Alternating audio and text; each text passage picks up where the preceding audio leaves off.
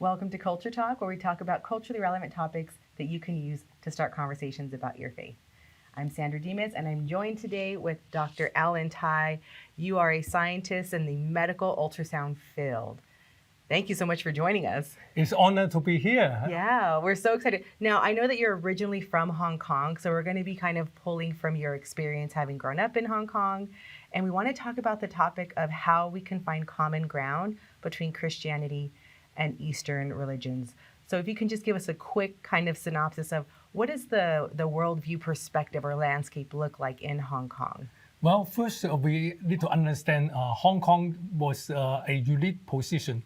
People call it East Mid-West because at one point in time it was under the British colony, and then it turned over to mainland China in 1997. And so in order to understand the historical reason, how right now Christianity is number one religion, 15% of the population in Hong Kong. But 100 years ago, it's only less than 1%. Oh, wow. So 15%, that makes it the number one religion? Yeah, because the other religion, traditional religion, 13%, and the Buddhism, 13%, and then other religion and other, some people don't have religion.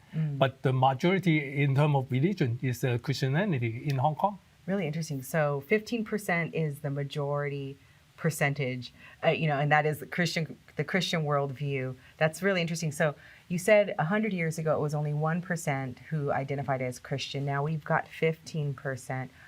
How did we see the change, or what prompted the change? Yeah, when I, as my experience and study the history, that because at the beginning, people misunderstand the Christian faith. They thought it's a foreigner, a Westerner. Jesus Christ is a foreigner. However, when the missionary bring in the message of Christ, which bring people the love, the hope, and the faith, and not only by human word, but witness for Christ. So, for example, they bring in the Western medicine. Although Hong Kong, long time ago, 100 years ago, even now they have a Chinese medicine. But for important diseases like need surgery and need a special medicine, then they need Western medicine, and the missionary bring in the medicine to help to care for people, so that a lot of people get into the hospital, not only get physically healing, but hear the message of Christ, the good news about Jesus Christ, bring them to the real faith. Right. So that in that case, more people is believing in Jesus during the last 100 years or so. Right. Oh, I love that. So what you're saying then is that because of the missionaries who brought Western medicine and who brought this love and care for people, that the people in Hong Kong were now open to receiving Christ. And now we've got 15% who identifies. So that's wonderful. And I think that's very encouraging for anyone who is on the mission field, knowing that what you were saying, it's not only the word, but the works, the action behind that, that motivates people to explore worldviews maybe they weren't going to explore. So in the mission field, one of the things that I think is important is to kind of establish some common ground with the people you're interacting with. So what are some commonalities between Christianity and Eastern religions that one can use to kind of have some talking points? Yeah, in Hong Kong, just like in other Chinese culture, is very much influenced by the Confucius teaching, which emphasize on education and family value and respect the leader or the senior. So this can be a common ground because the missionary not only open hospital, but the school, elementary school, high school, and college have a Christian background.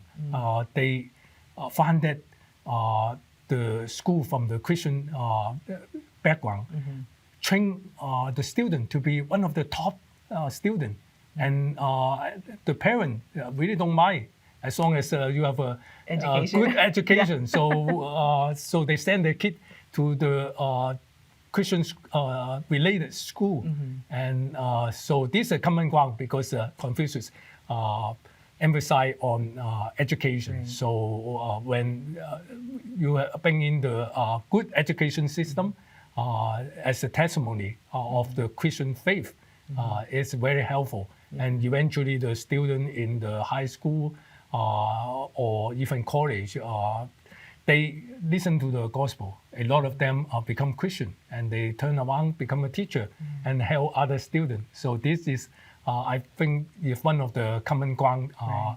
The other one is the family value. As you know, basically the East culture very emphasized to honor your parent. Right. And in the Bible, the 10 Commandments, one of the commandments is emphasize the honor your parent. Right. This can be a common ground. We both value our parent because that's our Creator want us to honor our parent. Yeah. So this can be one of the common ground. I love that. So the common ground that we can find between Christianity and specifically Confucianism would be the importance of education. Right. And the importance of family values. So I think that's a great way to kind of connect with people and be able to, just have that common ground and start from there. Of course, there are a bunch of distinctions between Christianity and Eastern religions, but I think that it's important to establish that common ground. Right. Nowadays, beside the common ground we share about, it is the science can be a common ground because science no boundary, and basically we can. Based on, for example, RTB resources to share, not only in Hong Kong, but other countries, that, hey, there's a creator. You look at the wonder of this universe, whether from the solar system, the galaxy, all this is in agreement with what the Bible tells us about the creation story. But more than that, of course, the message of love from Jesus Christ. Yeah. That is the focus point we want to share to everyone, that there is hope with the confusion. The people mix up with idea, human value. So the message of Christ, bringing love and faith and hope is very important during this current nowadays situation. Yeah. Right. No, thank you so much. I think that is very, very helpful to just also point to exploring science and exploring our creation and who our creator is. So thank you so much for that. There's plenty to unpack here. So I want to encourage our viewers and our listeners, if you want to hear more from Dr. Alan Tai, visit his website, scienceandlife.org, and you can also visit reasons.org and search for Alan Tai.